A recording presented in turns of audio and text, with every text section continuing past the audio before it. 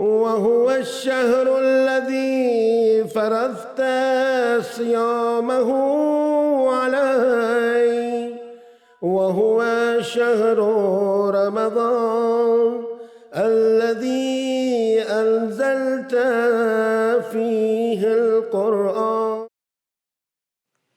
बिस्मिल्लाहिर्रहमानिर्रहीम अल्हम्दु लिअहलिही वस्सलातु अला अहलिहा अम्मा बाद।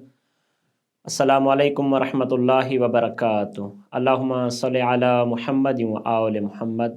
अॼु असांजो उनवान एतिकाफ़ आहे। सभ खां पहिरियां एतिकाफ़ जी माना छा आहे?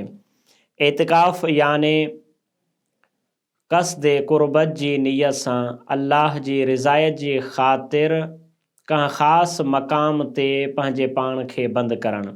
लेकिन उहो ख़ासि मक़ाम मस्जिदूं आहिनि, 4 मस्जिदूं, मस्जिद नबवी हुजे या मस्जिदुल हराम हुजे या मस्जिद कूफ़ा या मस्जिद बसरा।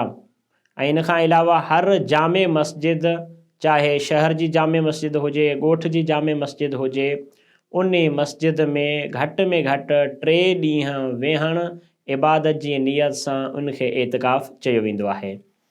एतिकाफ़ जे बारे में रसूल ख़ुदा हज़रत मुहम्मद मुस्तफ़ा सल्लल्लाहु अलैहि वआलिहि वसल्लम इरशाद फ़रमाइनि था त माह रमज़ान मुबारक जे आख़िरी ॾहाके में एतिकाफ़ करणु अल्लाह तबारक व तआला जी बारगाह में 2 हजनि ऐं 2 उम्रनि जे बराबरि सवाबु रखे थो।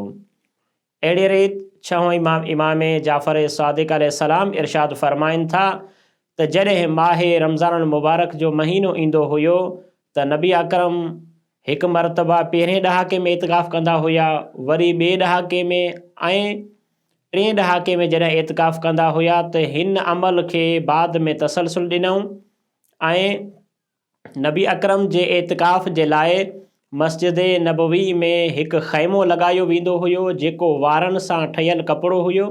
उन्ही जो ख़ैमो लॻायो वेंदो हुयो ऐं उन्ही ख़ैमे में रसूल जे लाइ बिस्तर खे आमादा कयो वेंदो हुयो। उन खां बाद अमीर अल मोमिनीन हिन एतिकाफ़ जे बारे में इरशाद फ़रमाइनि था त एतिकाफ़ माह रमज़ान मुबारक जे आख़िरी ॾहाके में एतिकाफ़ जी वॾी फ़ज़ीलत बयानु कई वई आहे।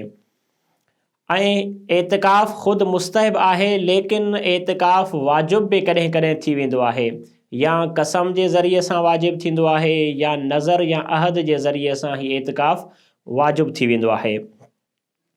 हाणे सवाल, एतिकाफ़ कंहिं जे लाइ सही आहे? कंहिं ते एतिकाफ़ करणु ज़रूरी आहे? हर उहो शख़्स जंहिं ते रोज़ो वाजिब आहे उहो एतिकाफ़ करे सघे थो। एतिकाफ़ जी तादाद, इन जो जवाबु इहो आहे त एतिकाफ़ घटि में घटि 3 ॾींहं हूंदो आहे। एतिकाफ़ अगरि 1 ॾींहुं कयो वञे या एतिकाफ़ 2 ॾींहं कयो वञे त इहो एतिकाफ़ सही नाहे थींदो। 3 ॾींहंनि खां मथे तव्हां एतिकाफ़ करे था सघो, चाहे 5 ॾींहं कयो या 8 ॾींहं कयो, 12 ॾींहं या 15 ॾींहंनि ताईं बि तव्हां एतिकाफ़ करे था सघो। लेकिन इन जे लाइ शर्त इहो आहे जो इन्हनि ॾींहंनि में तव्हां जे लाइ रोज़ो रखणु सही हुजे।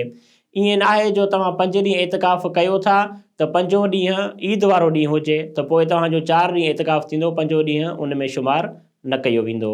वस्सलामु अलैकुम वरहमतुल्लाहि वबरकातुहू।